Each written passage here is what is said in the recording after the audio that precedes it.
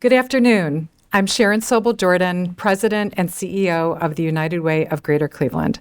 Welcome to the fourth session of our 2023 Community Conversation Series. The objective of these conversations is to provide a forum to raise awareness and increase engagement on important topics in our community. Each of our voices matters and has the power to create change. I would like to thank Ideastream Public Media for moderating today's session. I would also like to thank WOVU for simulcasting this afternoon's discussion live on 95.9 FM. And thank you to our community partners for their support throughout this series. Today's topic is Local Government 101, what your elected officials can do for you. Government of the people, by the people, for the people. Many of us are familiar with that phrase, particularly when we have the opportunity to vote on Election Day. But what does this look like in our daily lives? At United Way, our 211 team receives thousands of calls each year from community members that want to engage with our local elected officials and municipal offices. We also partner with the City of Cleveland to answer your calls to 311. Calling 311 is a great way to access non-emergency city services, such as garbage and animal pickup, street maintenance, road obstructions, and flood control. So we are very pleased to have the council presidents from the City of Cleveland and Cuyahoga County on our panel today. They are here to help us all better understand the best ways to communicate with local government officials, the role they play, and how they help their constituents. We also are privileged to have Abbey Marshall as our moderator. Abbey is a government reporter and producer for Ideastream Public Media. She covers Cleveland area government and politics. Abbey is a Cincinnati native and an Ohio University graduate. She moved to Northeast Ohio as a Report for America Fellow. She then joined the Akron Beacon Journal as its government reporter. Abbey has reported on a variety of issues, including housing, abortion access, and police reform. And with that, I will turn it over to Abbey to begin today's conversation. Thank you, Sharon, for the introduction. And thank you, United Way of Greater Cleveland, for hosting this series of events and for inviting me to moderate this critical discussion. We also want to thank Ideastream Public Media and WOVU 95.9 FM, who will be streaming today's conversation. So that everyone understands how we will interact as a community today, we will begin with questions that I prepared for today's conversation. There will be a public question and answer segment at approximately 12:40 p.m. when questions from the community will be heard and shared with our panel. You can start asking your general questions at any time during today's program, and we will make every attempt to get all questions answered. You can text your questions to 216-307-5632. Or if you are listening on Zoom, you can type them into the Q&A box. At this time, I would like to introduce our panel of experts. Today, we are joined by Blaine Griffin, Cleveland City Council President who represents Ward 6, one of Cleveland's most diverse wards, encompassing the east side neighborhoods of Fairfax, Larchmere, Little Italy, Woodland Hills, and parts of Buckeye Shaker, University Circle, North Broadway, Slavic Village, and Union Miles. Prior to serving on City Council, Council President Griffin was Executive Director of the city's Community Relations Board for 11 years, where he led a staff and board of trustees in efforts to improve cross-cultural relations throughout the city. Pernel Jones Jr., Cuyahoga County Council President, who is a lifelong resident of Cuyahoga County. He was elected to a 2-year term as Vice President beginning in 2015. In 2021, he was unanimously elected as president. Council President Jones endeavors to promote trust and confidence in county government through effective leadership and accountable leadership. As a member of County Council, his goals include job retention and creation of new jobs in the county.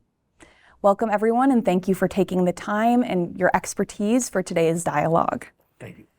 So we are going to start with the basics here. Let's talk about the various levels of government on the city and county levels and what their purpose are.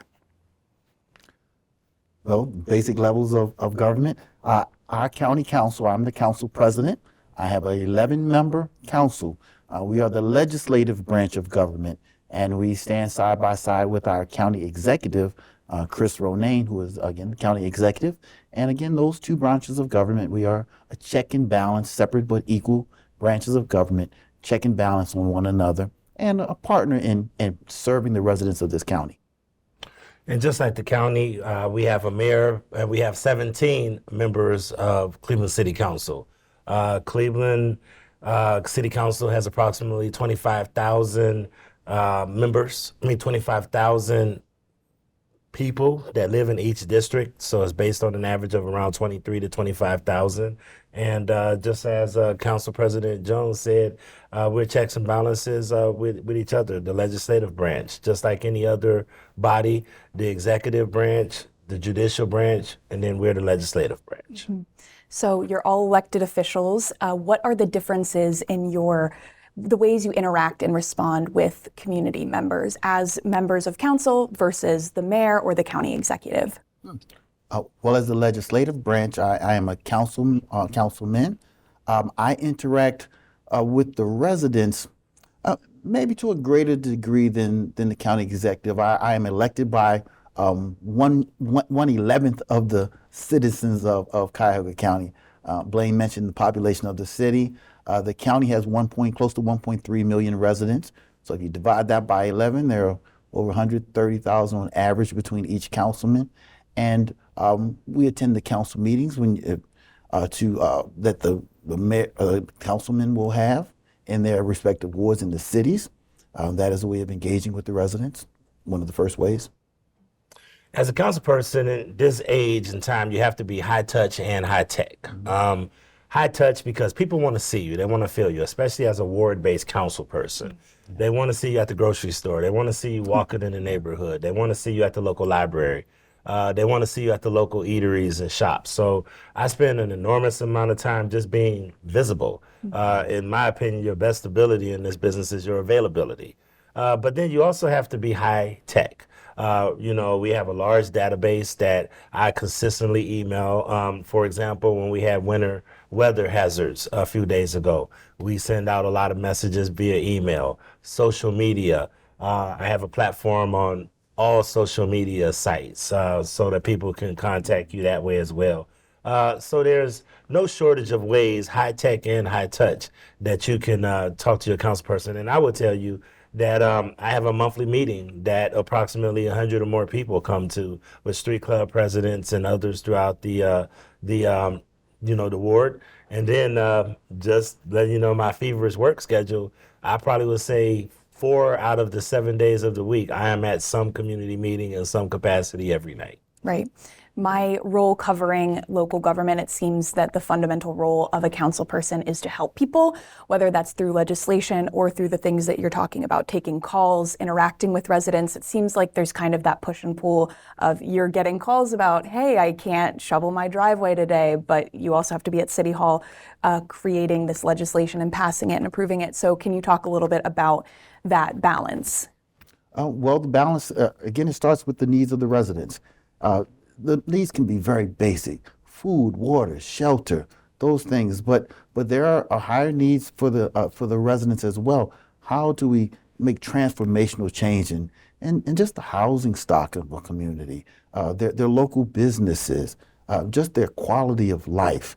Our county, we have a mandate, 2 fundamental mandates: to deliver health and human services, and the second to grow the economy of this county. We have other things that we do: public infrastructure. We're doing road resurfacing work, public safety as well. We oversee our county jail at the Justice Center. So those are the fundamental duties of our county. But again, we're there to meet the needs of the residents, whether basic or hot big picture, so to speak.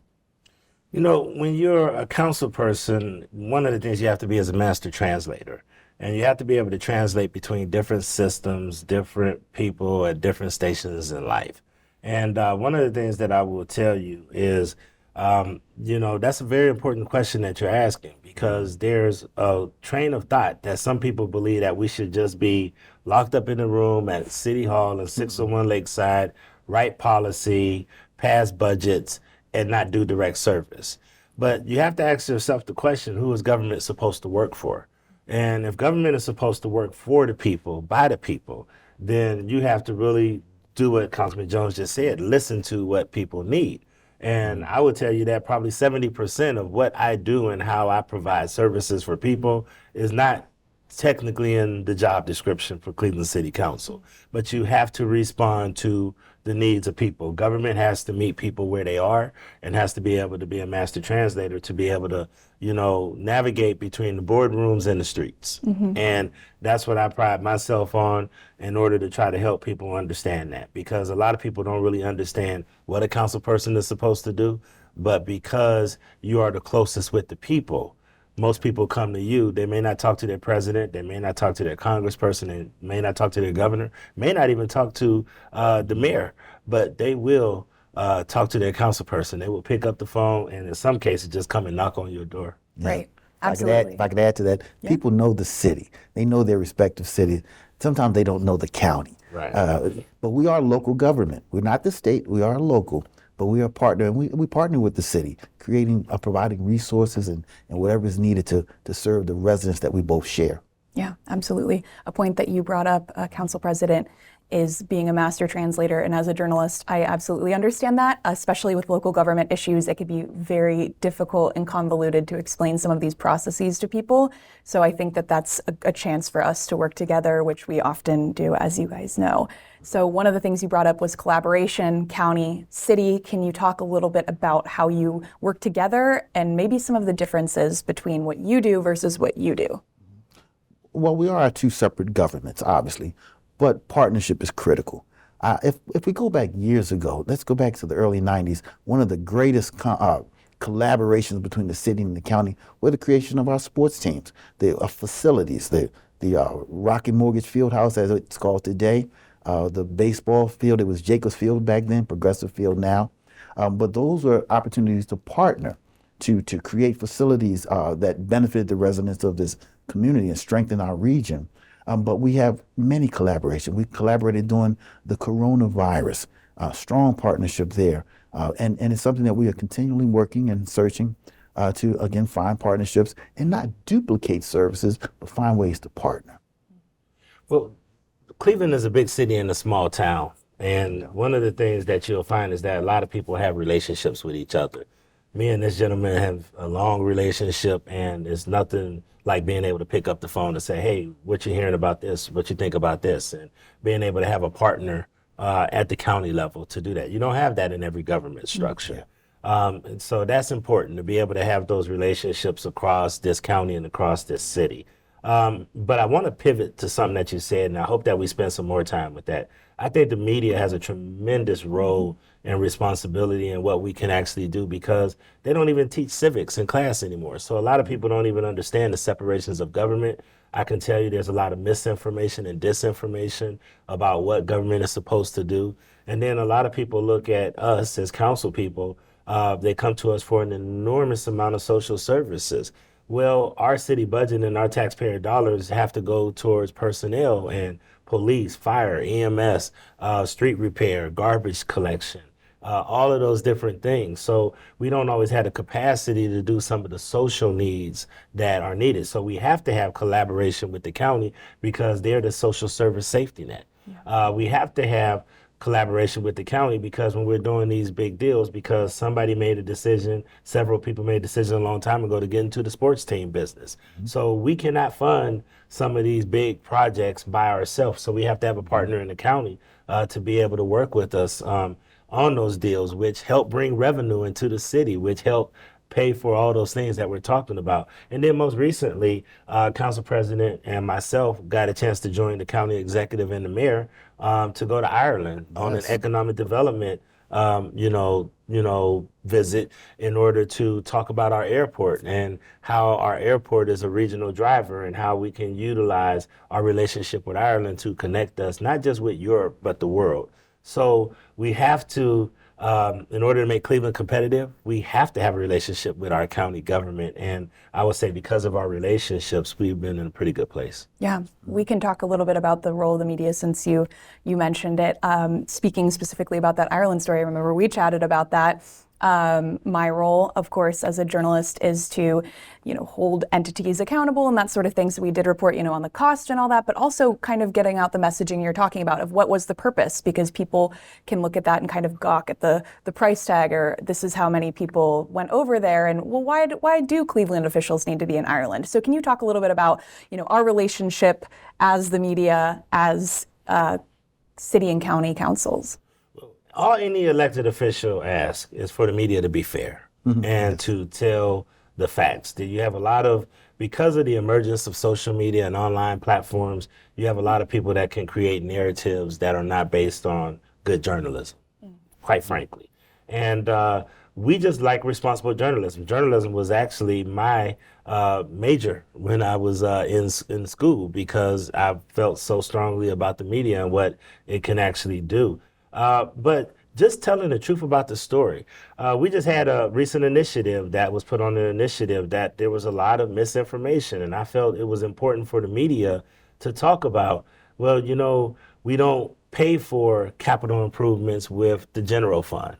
To be able to tell those kind of stories, we don't use, the utilities is a public fund on its own. It's not part of the general fund, because people have this, myopic view of the government, that government is just overarching and all the same, but they don't understand the different funding structures, the different levers that we have to pull, the different layers, the different bureaucracies, and that's our job, and that's what we really try to do. So that's why it's really good if we have a media that can really tell the story.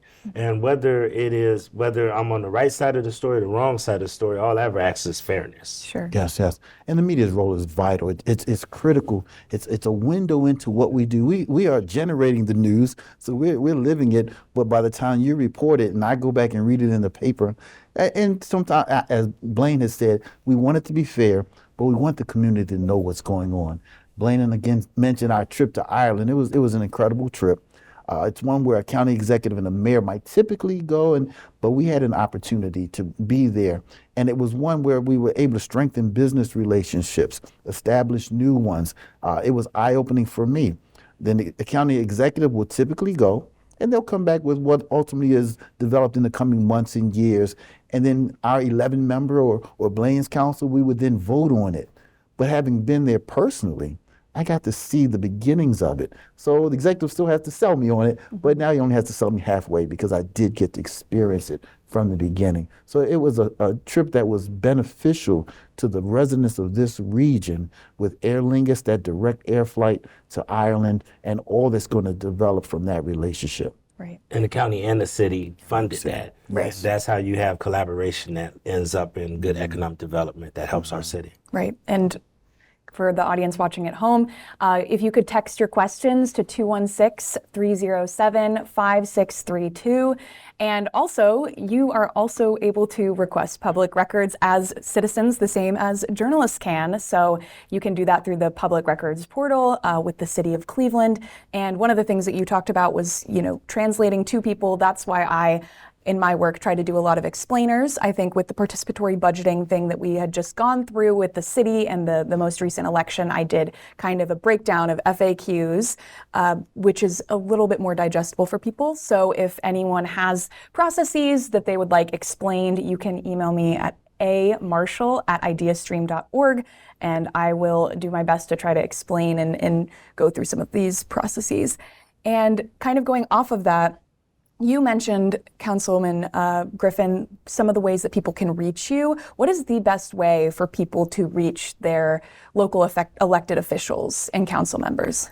Well, for me, pick up the phone and call. You can call my direct line, emailing me. Those are the two ideal ways. And of course, I'm in the community at the community meetings, the ward club meetings, and you'll have an opportunity to touch me directly. But I would say my phone or my email. Phone is the best way for me. I'll be honest with you. I have to sort through hundreds of emails on a regular basis, and sometimes you can't get back to an email in a timely manner. But a phone call, you can rest assured that more than likely I will probably return a call back within 24 hours. And that's important, because a lot of times some people just want to hear your voice. They want to interact with a person. It's almost like those, I hope I'm not putting anybody out of business, but almost like those telemarketers that give me a person. Right. Don't just give me a computer. Give me a body who can actually think critically and help me understand how I can get my issue solved. And I think people deserve that. Yeah. And talking about ways that people can touch and feel local government, public comment is, of course, part of that. Can you talk a little bit about how the purpose of public comment, but also how people can go about presenting a public comment before the city council and county council bodies? Well, as our legislative branch, we have a council chamber. The county executive attends when we have our council meetings, but we have a public comment moment at the start of the meeting where a resident can come in for 3 minutes and share whatever their concerns might be. And it's important. It gives us an opportunity to hear directly from the residents. Sometimes they have a prepared document or supplementary documentation, and they can give us to our clerk, and they'll make sure that all 11 members of county council receive it.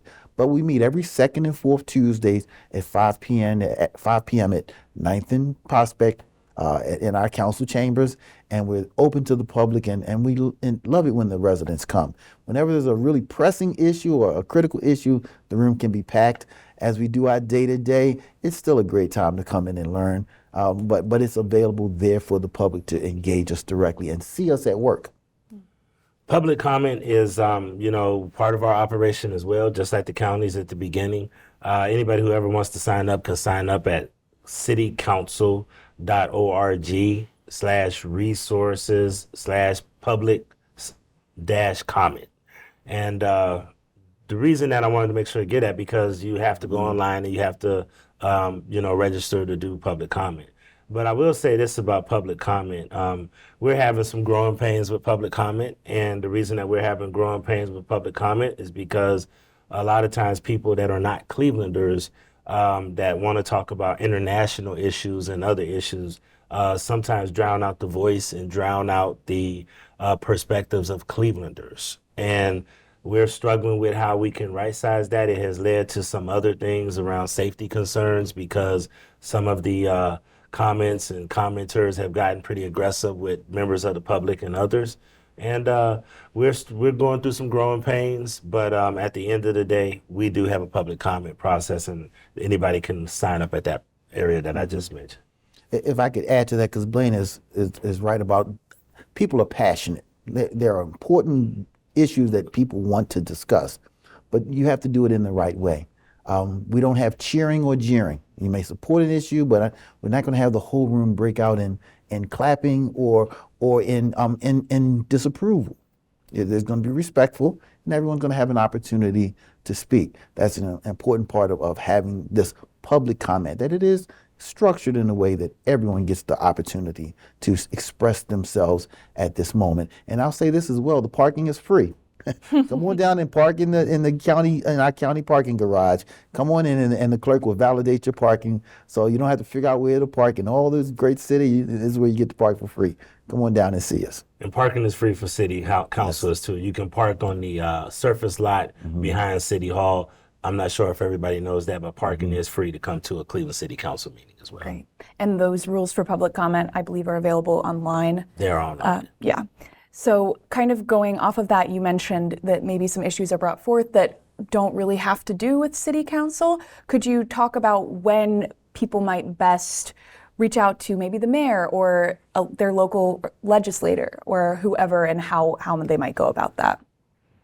Well, I mean, everybody, like I said, I can't tell you all of the ways that the mayor has people communicate with them, but people come to us for a variety of issues. And quite frankly, we're not only here to talk about the things that the city does and the city services, but we're influencers. We're people value our opinion and they seek our endorsement. So a lot of times people ask us to speak out about different issues internationally or nationally that may not be just Cleveland. And that's something that, just me and my passion for understanding world and international affairs that I try to stay on top of.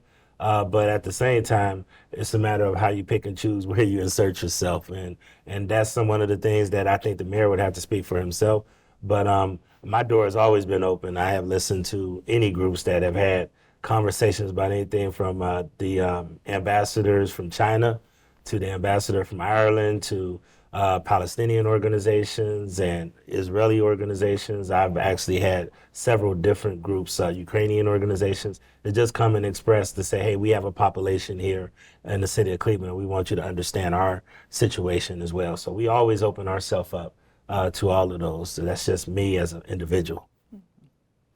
So what are some of the best ways that community members can reach other resources? Because you, as you mentioned, are 17 people. You get a lot of calls. You're representing the entire city of Cleveland, in your case, the county. So what other resources are available? Who should people call? Because we have other organizations like United Way, 311. I was going to say. I would say that. I always say just call me. When residents don't know, they know Blaine or they know me. Call and we end up directing them. I send residents to the city councilman if necessary. I have city councilmen who say, you need to call Council President Pernel Jones with that. And we do that. But there are countless resources. I'll stay right here at United Way. God bless United Way. The 211 is county funded. We know it's for social services, those fundamental needs of individuals. It's not 911, but it's 211. And I'll give you a quick story. I thought it was funny. I was in a first ring suburb, and a resident came up to me after the meeting and said, well, Councilman Jones, I just want to thank you for telling me about 211 at a previous meeting. She said, I live with a gentleman, and my mom wasn't too happy about it, but that was what it is. And it was time for me to change and move on. And I needed him to leave our home, or my home, her home. And he said, and I asked him to leave. And he said to her, well, where am I going to go? And she said, I don't know, call 211.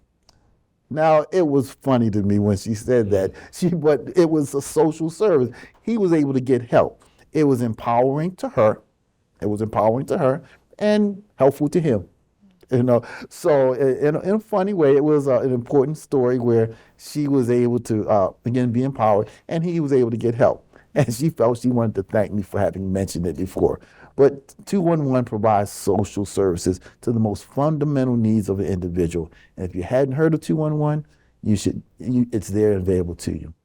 And I tell people, just the technical side, 311 if you're trying to get a pothole filled, if you're trying to get animal carcass off the road, if you have a building housing issue, you have a city issue, 311, and of course United Way is working with us to help with that. And then 211, which if you're trying to do social services, housing, food insecurity, those kind of things, 211. I'm aging myself. I can tell you when it was 436-1000. So the fact that they changed it to 211 is amazing. But there's a couple of other numbers that I think people should have. We have a lot of people that live in crisis and a lot of depression and a lot of suicide. A lot of people are not aware of that. And the suicide hotline is 998, which I think is very important to give people that. And then you can always call Crime Stoppers if you have tips, because that's another thing that we want to invest heavily in. If anybody has tips in order to try to stop crime in our city. And I think that people should become very familiar with Crime Stoppers because, police can only solve a lot of these crimes if they have tips. Mm-hmm. Mm-hmm. So what are since this is Government 101, can you kind of walk us through the process of legislation going through, committees, the council at large, that sort of thing? Well, when one of the greatest powers of an elected official, of a legislator, is to make laws. We make laws to create a lane for people to operate on. We know you make a law that says you're not supposed to do something, but it does imply that there's a lane for you to operate on. And that's what we want to do, create an environment for the citizen to be successful. So when we're making laws, it may start with the council member writing a piece of legislation. And my very first piece of legislation I wrote 12 years ago was around the need for minorities to get contract opportunities. It was a law that just said the county shall conduct a disparity study, a racial study, every 4 years. And every 4 years, our county will do that. And we were able to identify challenges and action items to begin to address them. So 12 years ago, that was done. Conversation that may not have been happening too often. And now it's happening in a productive way that's beneficial to the residents of this county, so that the entire melting pot of residents across this county are participating in and getting getting the opportunity to take advantage of the tax dollars that they all contributed to this county. So the mayor or any member of council can introduce legislation. This is where the council presidency really comes in. That's very critical because the council president assigns the committee seats. So once a piece of legislation is introduced, if it's not an emergency piece, which means that sometimes there are times when you have to introduce and pass a piece of legislation at the same time. And I know a lot of people don't like that, but if there's a electric transformer down and we have to really try to hurry up and get legislation in order to make sure we can get the parts we need, we have to move expeditiously. Then there's times when it's introduced and then it gets assigned to a committee. Once it goes through a committee process, then it comes to finance committee. I chair the finance committee. Every piece of legislation comes through the finance committee before it hits the floor. So that's where the council president in the city of Cleveland has a tremendous amount of oversight over the process of how legislation moves. And we usually try to have 3 readings, but a piece of legislation can actually pass after 2 readings if you have 12 or more votes. And if you have 9 out of the 17 votes, then it would have to go to a 3rd reading. Except for the budget, is the city budget that we have to submit to the state. We have to have that one 3 readings. So it has to be passed. It has to be introduced, passed, then sit and have 3 readings. So that's what we really try to do with the budget. Mm-hmm. And the county has a similar process.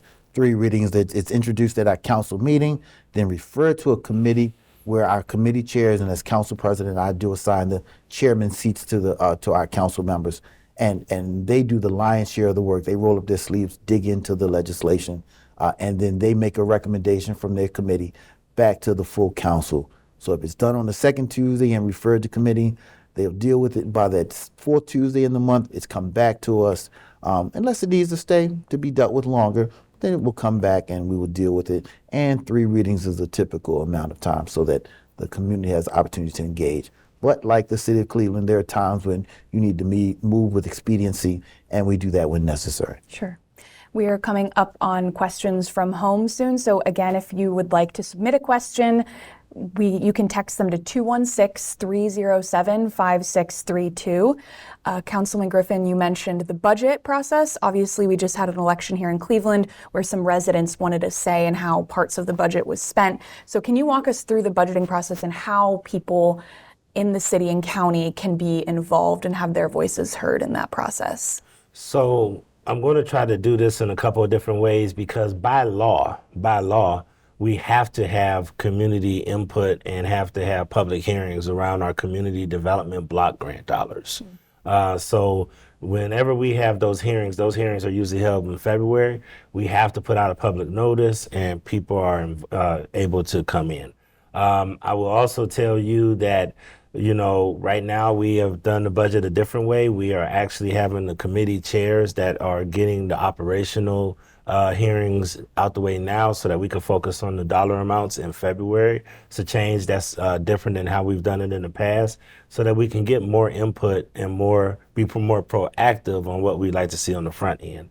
But I will tell you that the best information that I get is when I go and have a public meeting and I basically just put it out there. What are your priorities? And, cameras are always high on the list. Money put aside for home repair. That's what guided my decisions around ARPA spending and American Rescue Plan Act dollars. So this is where you have to have a tremendous amount of community engagement. And I want to say this to the folks that were doing that participatory budgeting. Get involved with the council people. We want to be open and partner with you. What we don't want to do is, be at open odds with everybody. But at the same time, we want to be responsible stewards of the money. And at the end of the day, I have to manage the needs and concerns of people all the way from Collinwood to Cam's Corner. And there's competing priorities. And even in my own ward, if you look at from Slavic Village to Little Italy or Buckeye to Fairfax, you know, there's competing interests. And that's why you have representative government in order to be able to take all of that in and make the tough decisions that are needed to move things forward. Because it's impossible to please every resident and every stakeholder, because there's just not enough money to make sure you address what everybody wants. And you mentioned representative government. So obviously the way that people can most interact with this body of government is by electing officials and going to vote. What are some other ways outside of the ballot box that people can get involved and make their voices heard? I would say just bring their concerns to us. That's always the most. When I first ran, my very first campaign when I ran for office, my slogan was, "Your concerns are my concerns." Put that on the yard sign. And that's where, when I started going door to door, first time running, reality, you don't know a lot. You're there to serve, you have a desire to serve, but you've never been in the office. You don't know how to work the levers of government until you're actually in. You just have a desire to serve. And I built my platform by knocking on doors, talking to people. As Blaine said, you hear people, they want cameras, they want these things. When you go door to door, you find out what the residents want. And then you genuinely build a platform on what the people that have elected you want. But then once you're in, you find out what you're capable of doing. The city has certain powers, but then I have certain powers at the county level. So I have to make sure I am doing what they want, but red lighting green lighting what I have the ability to do. If I have time, I'll give you one quick example. Closing the achievement gap is an educational initiative that I brought to the county 10 years ago. And what it does is recognizes the fact that some of our children are underperforming in school. And because they're underperforming, because of social issues at home, it could be poverty, could be domestic violence, whatever that's causing them to not learn 2 + 2 = 4. So I brought an initiative where the schools would put a mentor in the high school, and we would start with 9th grade, because that was a dropout year. 9th grade is the year our kids start to drop out. And in my other life as a funeral director, I've buried many children who were victims of gun violence, and one common thread was they were not finishing high school. So closing the achievement gap, or CTAG, was about putting a mentor in the high school that would engage the youth and help them be successful. So when we started in 9th grade 8 years ago, we followed them from 9th through 12th, took them to the movies, going bowling, taking them college tours so they'd be exposed to college, just build a relationship with them, a trust, and encourage them and helping them to be successful. And I expected in 4 years to have a graduation class, but I had one after 3 years. Unpleasant surprise, because some of these at-risk youth had failed an earlier grade, maybe 3rd through 8th grade. When we engaged them, we actually helped them recover their proper school credit and then graduate on time. That was huge. So then we started to expand it to other cities. It was in Garfield, Maple, Warrensville Heights, Cleveland Heights. I'll share with you, Warrensville Heights, a beautiful city, small town, but 8 years ago, they had a 67% graduation rate. Now they have a 96% graduation rate after that. Maple Heights has a 96% graduation rate. So my vision is to bring this to every school system that wants to partner. And if we do it, it could eventually help everyone be successful. It could become a business attraction model. Yeah. To have your children graduate and be exposed to so many positive things, it would literally bring business to this community. So it's a long-term vision. Yeah. And that's those bigger picture things than just the meat and potatoes of necessary day-to-day needs of water, shelter, clothing, those things that we also do. I think that that's really important. One of the things that you mentioned about going door to door and talking to people. I'm from Cincinnati. I'm not from the Cleveland area. So coming to Cleveland, I didn't really know much of anything or anyone. So just being out and talking to people and being in the communities that I'm reporting on was really important for me to get kind of caught up to speed, but also know what's actually relevant to people, because I think it's easy to get confined to the walls of City Hall sometimes. And what's ultimately important at the end is the residents, and how what you're doing and what I'm doing is serving those people. So I think that what you're talking about too with this multidisciplinary approach to address problems is kind of the same as like the media and government. So I think Now we are going to take some of the questions submitted by the people at home. So one of the first questions is, what encouraged you to become a government official? Well, I never really expected to try to become a government official. I was working with at-risk young people and gang affiliated. I don't like to say the word gangs often, but group member involved individuals. And I seen how a lot of them were being treated in the judicial system. So I started advocating for them, and as I advocated for them, I got a chance to meet a lot of judges, and then by the chance of getting to meet a lot of judges, I met a lot of other elected officials. So I started out a lot behind the scenes, helping other people get elected. I helped the former mayor, Frank Jackson. I was his deputy campaign manager, so I was able to help, a lot of people be successful politically, Stephanie Tubbs Jones and others. However, in 2017, the Ward 6 council person fell ill. Now, I ran for office before and lost, but when she fell ill and she subsequently has passed away, they wanted somebody to take her position, and she asked me. And I came in and took a pay cut to do it, but I thought it was important to come and be of service to my community. And, I think that public service is an honorable profession. And I love it because at the end of the day, I love people. And I once heard a saying of somebody who once said that people don't care what you know unless they know that you care. And the people of that neighborhood where I live at on Larchmere, right there in Larchmere, MLK area, been a mainstay there since the 1990s. And, quite frankly, it's an honor and a privilege to serve my community and the city of Cleveland. My experience, there were two main things. The first, being a funeral director by profession, we were looking to build a new funeral home, and we couldn't get a loan. This is the late 90s. We could not get early 90s as well. Couldn't get a loan. Mayor Michael R. White, he stepped up and said, "Banks, if you don't lend to the residents in this community, then we're going to deposit our money elsewhere." Okay, and with that pressure, he was able to bring a bank to the table that helped our business, specifically amongst many others. But he mentioned us, and with that, he was able to help us get that loan, and we paid them back in 20 years. Paid that loan back in 1998 when the loan was taken out. So I got to see government at work, how they were able to interject into the day-to-day operations of the private sector and say, we need you to do better, to govern yourselves accordingly.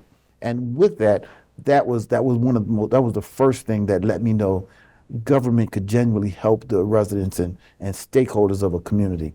But the second thing, and the most immediate and impactful thing that led me to run, was when Frank Jackson, who was my city councilman, he came to me and asked if I would be a part of a weed and seed initiative, a neighborhood strategy to weed crime out and seed good things into the community.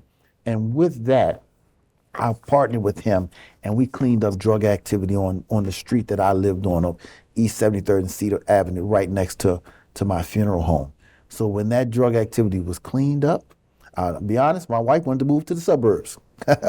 But my business was there, my church, my community, everything that I was there. And I was willing to move, but when Frank Jackson gave us that opportunity, we cleaned up the neighborhood.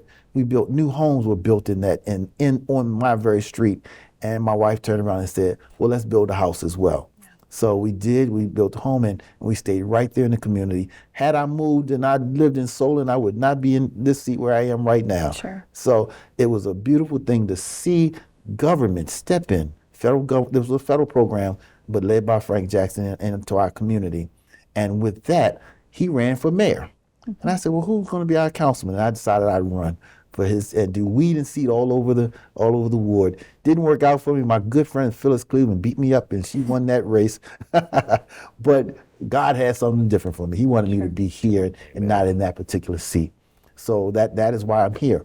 And again, when you talk about the levers, I could not do weed and seed directly with the city as the county councilman because we do human services. Mm-hmm. So those individuals that we did ultimately were sent to jail for the things that they were doing.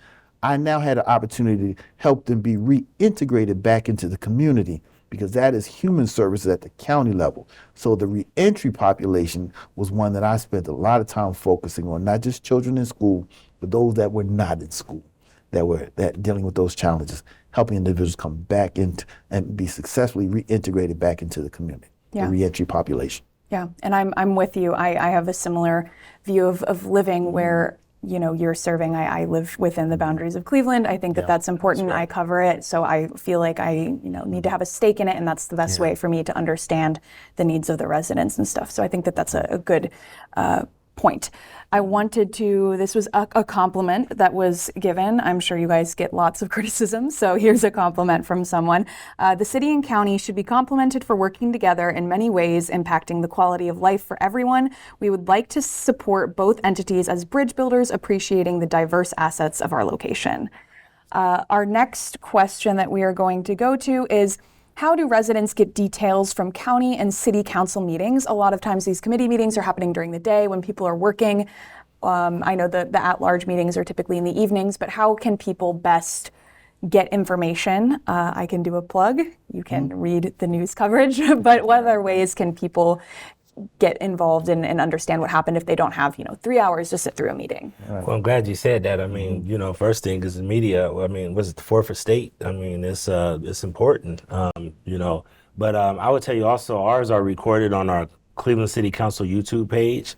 You could always go there and you can watch any council meeting at your leisure. You can watch all the committee meetings on our City Council YouTube page. Channel 20 views all of our committee meetings and our meeting in the evening. We also have, other means that we have on Channel 20, like Keeping Up with Council and other things like that. Then we also have a great communications person who, Daryl Torbert, who works with us to do a lot around, getting our social media out there and really just giving updates. And we have literally a regular Cleveland City Council updates that he actually collects news stories, and he actually puts out some other things that Cleveland City Council are doing, like our highlights and everything else. So those are some things we try to do to continue to educate and get the word out to people. Great.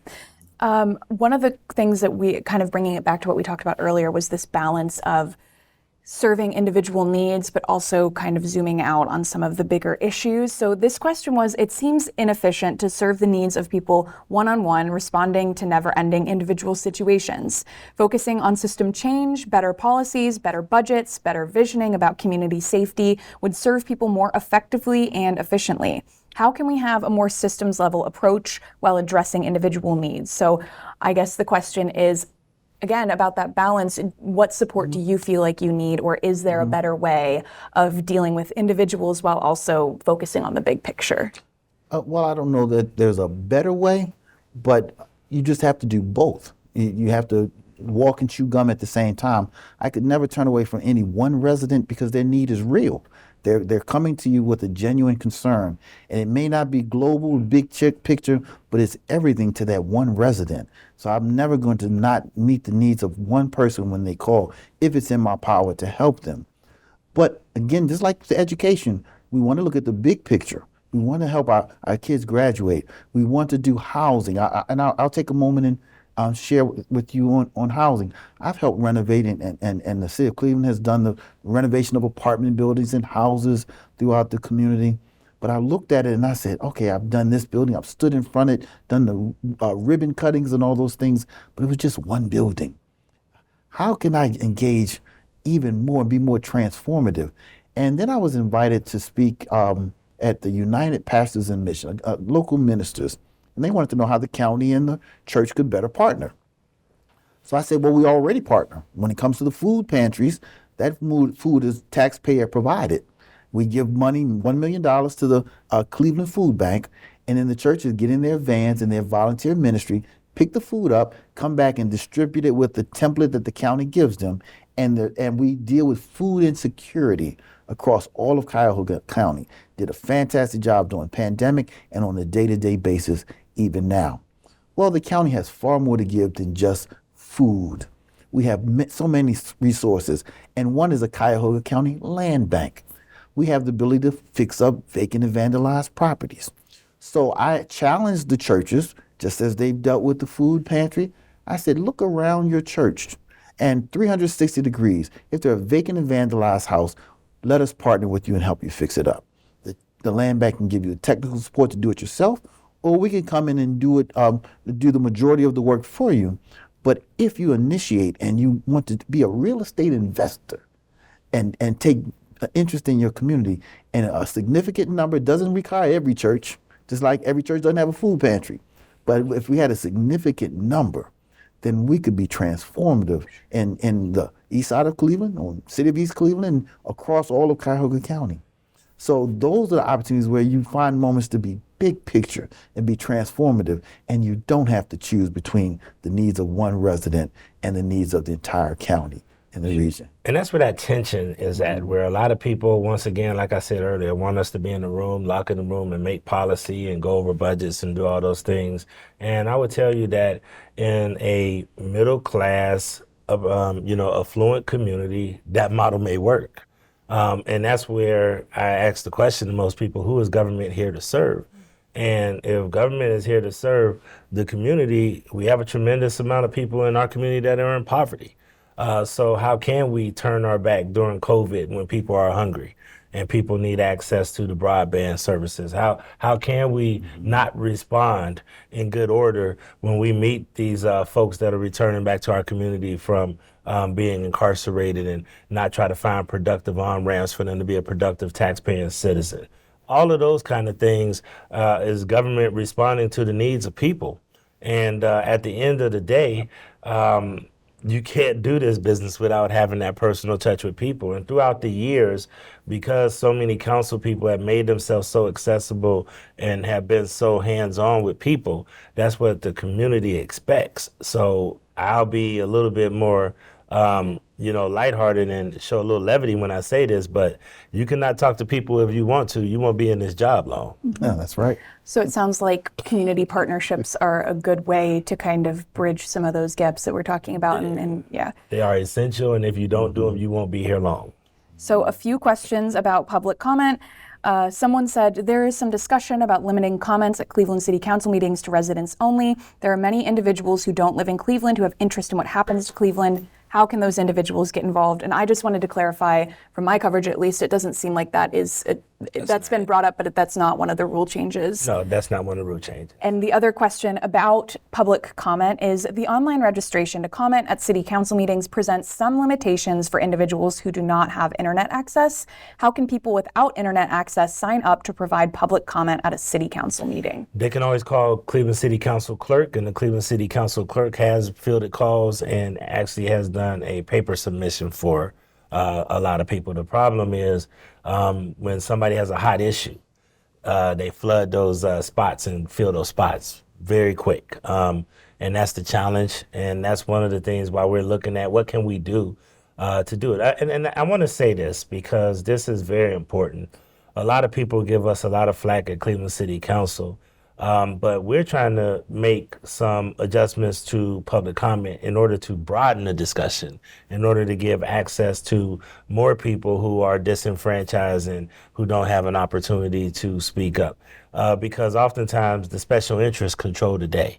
And we're trying to find ways so that it's not just about special interests controlling the narrative, but that everyday Clevelanders, the lady like my good friend Wanda Chestnut Hill, Pastor Wanda Chestnut Hill, who came to Cleveland City Council and said, hey, these cars keep running into my church. And what happened? It resulted in her in Ward 6 being able to get a guardrail. Those are the kind of things that we want everyday people to be able to advocate for their issues and not be drowned out by the special interest. But we also know that it's a delicate balance because we don't want to limit free speech. We're all Americans. We all believe in, the right to free speech. But we also want to make sure that people should not have a right, as Councilman Jones said, and I'm actually going to share some notes with him. You shouldn't be able to come in and just take over and disrupt a public meeting. A lot of times we have to manage the passion with the putting the guardrails in place so that democracy can actually work. And it's a difficult thing because whatever we do is going to be scrutinized and criticized. But at the end of the day, that's what we're here to do. Great.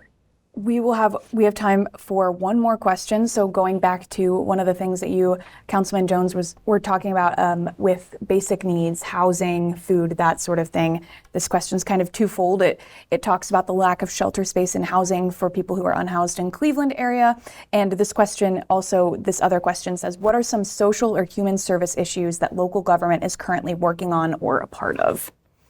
All of those basic needs, health. We partner through our levy that you'll see on March. Ask the residents to come out and vote for that levy because it provides monies that we give to Metro Health Hospital so that we can meet the needs of the most vulnerable. We have world-class care in Cleveland Clinic and University Hospital, but Metro is that safety net hospital for the most vulnerable in this community. So if you didn't support the levy for anything other than that is a significant reason.